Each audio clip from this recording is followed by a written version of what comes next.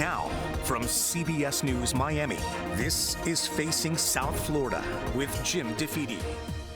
Welcome to Facing South Florida. I'm Jim DeFede. President Donald Trump was sworn into office Monday and issued a cacophony of executive orders, including pardons for more than 1,500 people who were convicted for their role in the January 6th riot, including those individuals who brutally assaulted police officers.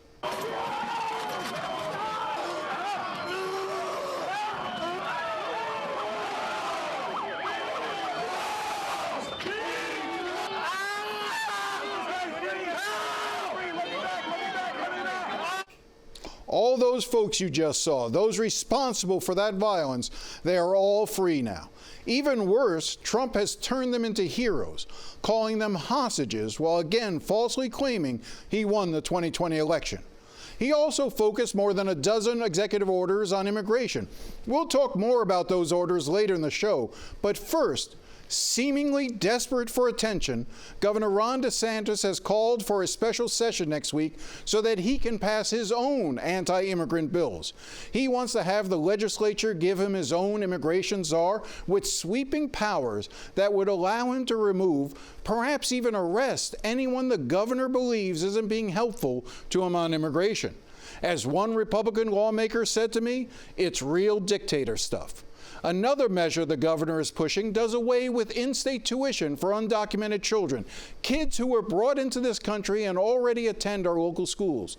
The law granting undocumented kids in-state tuition was originally passed in 2014. It was signed into law by then Governor Rick Scott, and it was proposed and fought for by then State Representative Jeanette Nunez. That's right. The same Jeanette Nunez who is currently Ron DeSantis' lieutenant governor. I went back and watched the 2014 debate in the Florida House, and here is what Jeanette Nunez had to say back then. And I stand here today and I firmly believe that this bill balances fairness with pragmatism, compassion with common sense. And to grandstand and inject political rhetoric in this debate is, in my opinion, shameful and pathetic. There are children, through no fault of their own, who live in our state, are educated in our public schools, and yet, after investing tens of thousands of dollars to educate them, we shut the door on their future. We no longer treat them like Floridians. And she was right then and she's right now. It is shameful and pathetic to politicize these kids. But the politics we see today demonizes anyone who came here illegally, no matter what the reason. Here is more of what Nunez had to say in 2014. Let's not allow the American dream to fade for this group of students, many of whom sit next to our own children and grandchildren in their kindergarten class, many of which attend after-school programs, the local YMCA with our constituents. These are people that work hard, study hard, and face challenges and obstacles that many of us in this room will never comprehend. Let's make history together today, because I can assure you that 10 years from now, if we do nothing, we will look back and Florida will be worse for it. But if we take a stand today, and we put principles and pragmatism before politics, Florida only stands to benefit. You know, Ronald Reagan once said, some people wonder all their lives if they will ever make a difference. The Marines don't have that problem. Representative Artiles, I'm sure you agree with that statement. But today, if everyone in this chamber presses that green button, you won't ever have to worry, you won't ever leave this chamber and wonder, did I make a difference? You will know that you made a difference. I ask you to consider the words in the book of Ezekiel, which says, the child will not share in the guilt of their parent, nor will the parent share in the guilt of their child. Don't hold these children responsible for something they had no control over. Members, I ask you that you join me today in keeping the American dream alive and well. Allow these children to fulfill their God-given potential and vote yes on this good common sense bill. So much for the Bible, I guess. The bill passed with broad bipartisan support, and it was one of the crowning achievements of Nuñez's time in office, which begs the question, when this law gets eviscerated next week, what accomplishments will Nuñez be able to point to? Now, late last week, I spoke to the Democratic leader of the Florida Senate, Jason Pizzo, to see what he expects will happen in the special session. We haven't been provided any bills. No bills have been published. When things are in drafting, other members can't see it. No schedule for the special session to begin next week has been posted. But we're operating under the assumption that we all should be here Monday to gavel in for a special session, the content of which we can really only speculate at this point. What do you think the governor's agenda here is when it comes to immigration? Relevancy, I guess.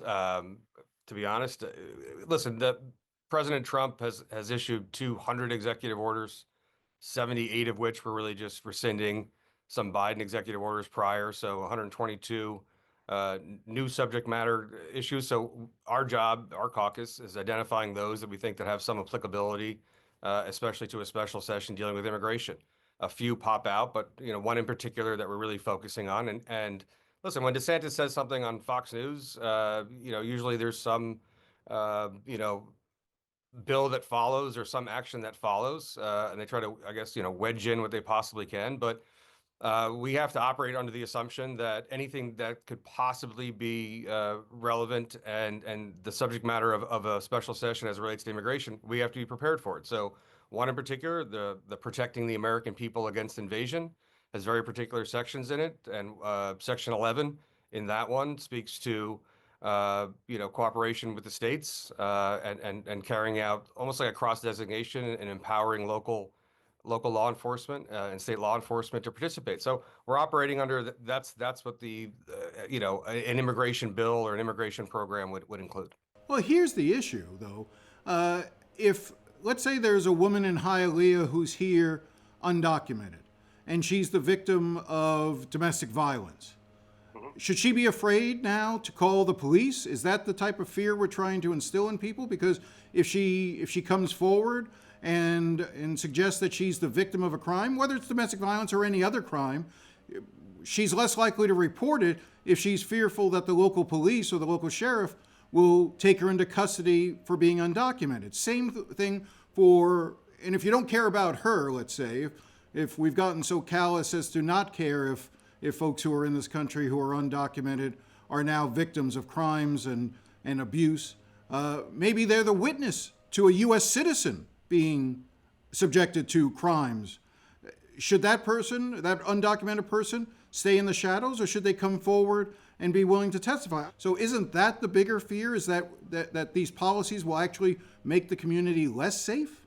I had that fear 6 years ago, and in my first session in 2019, Senator Joe Gruters filed SB 168, which spoke to the E-Verify system that was going in place and complying with federal law as it relates to immigration. The Democratic side, our side, filed, I think, upwards of 40 amendments. All of them were rejected except for one, and it was mine.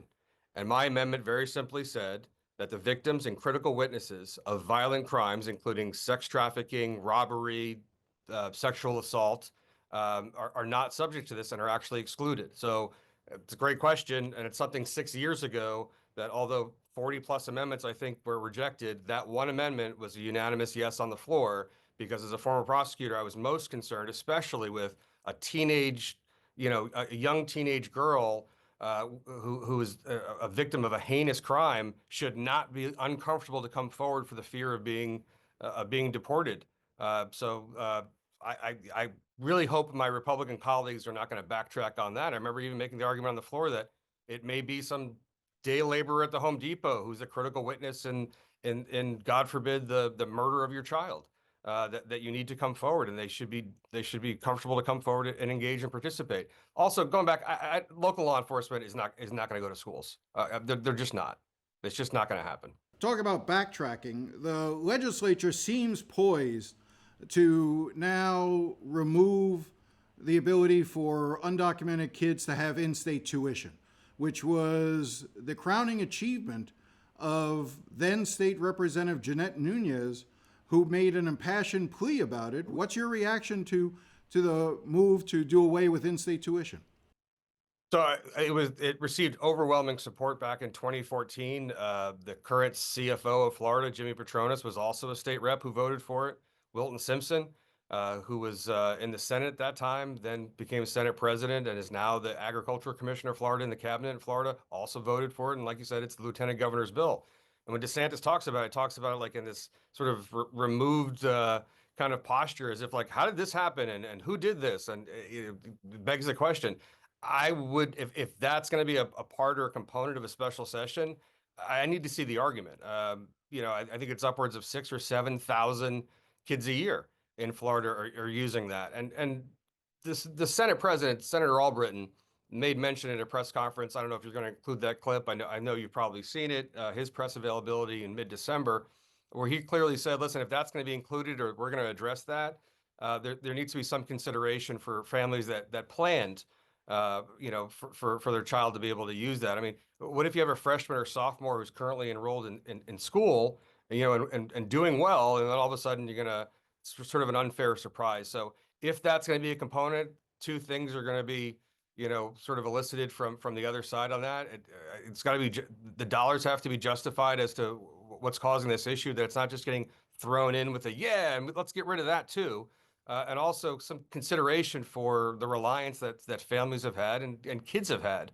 Seniors that right now who've applied to schools and have received their decisions, by the time this passes, if it's included, it's really disruptive to thousands of kids. So they're going to have to justify and qualify why they did a 180 on this. Are we just in the mean season now, or if we just turn mean on this issue? I understand immigration and illegal immigration is an issue, but it seems if, we've gone out of our way to want to demonize those folks who are in our community as being the heart of all the problems that we now face. Yeah. And listen, I've said this consistently since the minute I got here 7 years ago. We have a border crisis. We have an immigration problem. I don't dispute that. And I don't doubt it. Last year on the floor, I said Joe Biden sucks at immigration. Okay, I was very clear about it, but I want to be like ecumenical and I want to be genuine about it. So when we did pass immigration law, it had an e-verify component for companies, right? And the governor said, I've passed the most anti-illegal immigration, strongest ones in the United States. Well, our e-verify system, Jim, only requires e-verify for new employees, not existing employees, at companies that have 25 or more employees. Well, 90% of the companies in Florida have 20 or fewer employees. So it's like a message. It's one of these red meat things. If you really want sort of equal ecumenical treatment on this issue, and you really want to be fair about it, then it should apply to everybody all the time, everywhere. But let's be honest, there's a huge contingent of companies and corporations that rely on this labor and really don't want to be transparent about it. When we come back, we will talk about how Trump's orders on immigration will affect folks here in Florida. Stay with us.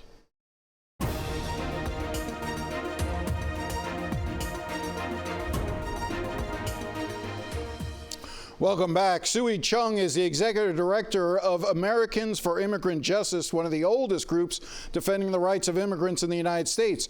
And she told me her group has been preparing since the day after the election for how to respond to the changes they knew Donald Trump would create.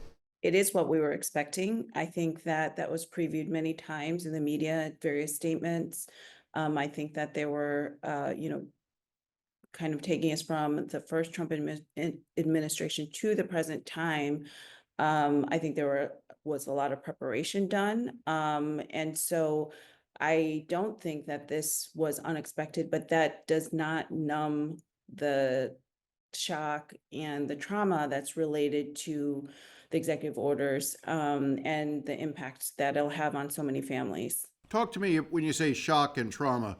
Give me a better understanding of what you mean by that. So, for example, the fear that is instilled in the community right now with the undoing of the sensitive locations memorandum that was with the Biden administration. So protections at schools, hospitals, places of worship, courthouses. So, for example, individuals taking their children to and from school or taking their children for medical care, they have to think twice about that and be fearful or rely on other people in order to do those really daily tasks that we take for granted. In addition, with anything related to courthouses, we have a lot of victims who are going forward and helping law enforcement in terms of testifying against perpetrators or abusers, and right now they're not safe to do that. They're going to be perhaps declining to move forward out of fear.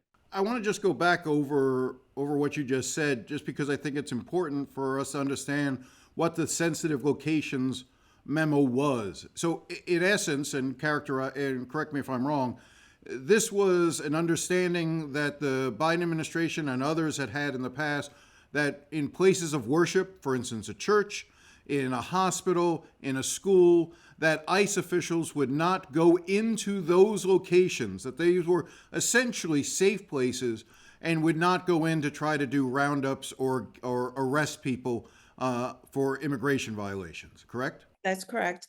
And, I have to just also mark the fact that it existed during the first Trump administration, where, these locations were still considered places where individuals could go and get care and be safe.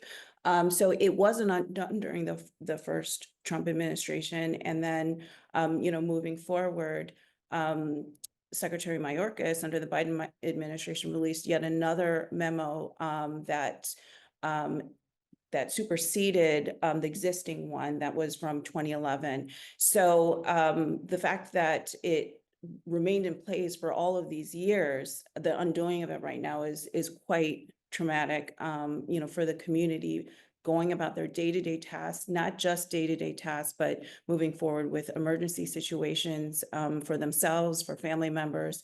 It really creates a climate of tremendous fear. Because if I'm undocumented and my child, who may have been born in this country, is suddenly sick and you need to take them to the hospital, you may think twice about taking that child to the hospital because you don't know what may be waiting for you there, or if you're being reported by the hospital to immigration officials and you may be arrested there. Or even just taking a child to school. We talked about this last night a little bit. Do you drop your child off, potentially get picked up in some sort of a raid that ensues?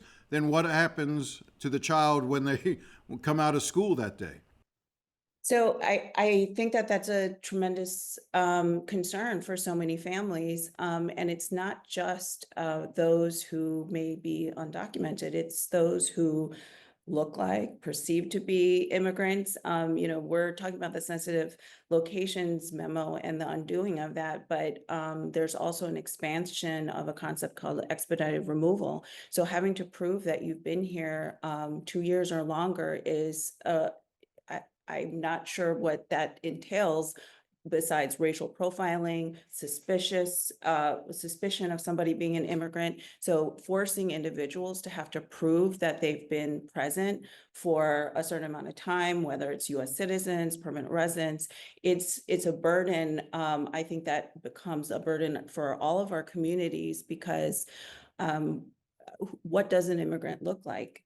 The supporters of President Trump and those who voted for him argue that there is a crisis at the southern border, that immigration is an unrelenting problem here in the United States, and that really what the Trump officials have said is that they will only be going after, or initially be going after, criminals who are in the system, and that's going to be their priority, and not necessarily the folks who are working and earning a living while living in this country. I don't think that that's fully accurate in terms of the messaging and the preview of who will be targeted under what has consistently been stated as mass deportations.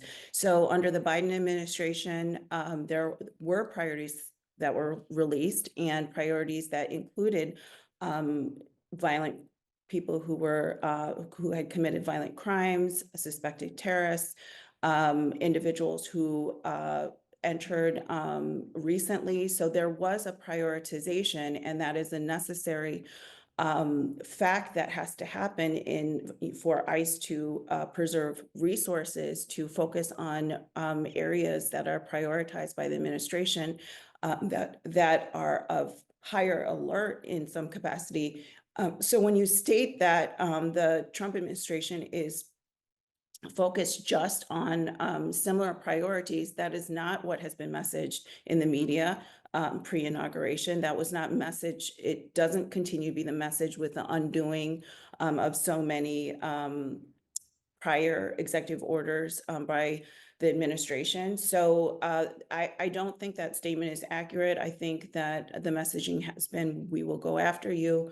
If you have a final order, we're expanding who we suspect to be here without presence. We're expanding expedited removal. We're going to be searching for you in these places that, you know, individuals, humans should feel that they should be able to go to for safety. So that is absolutely not what is being messaged to the wider public.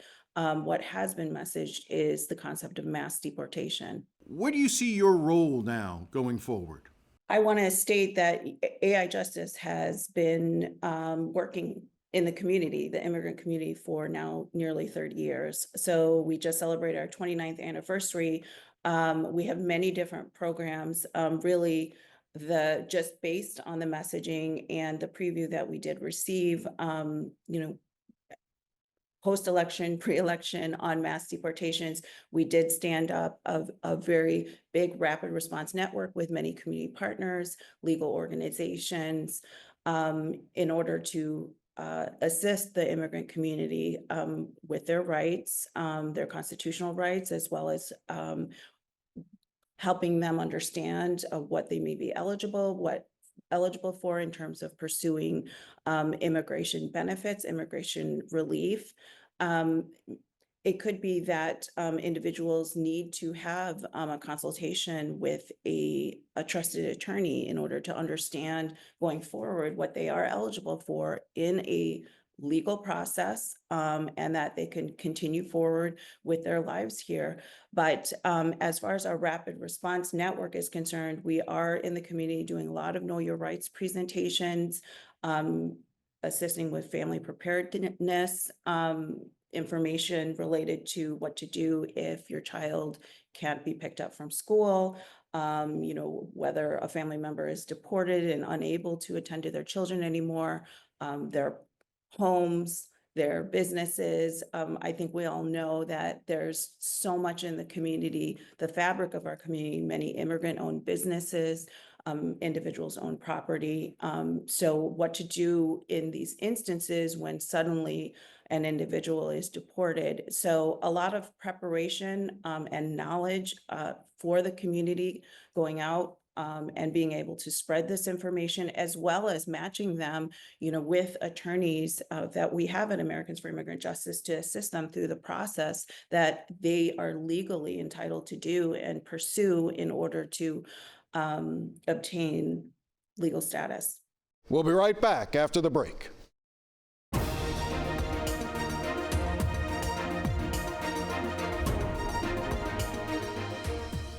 A quick note, now that football season is over, at least for the Dolphins, Facing South Florida will move back to its 11:30 a.m. starting time next Sunday.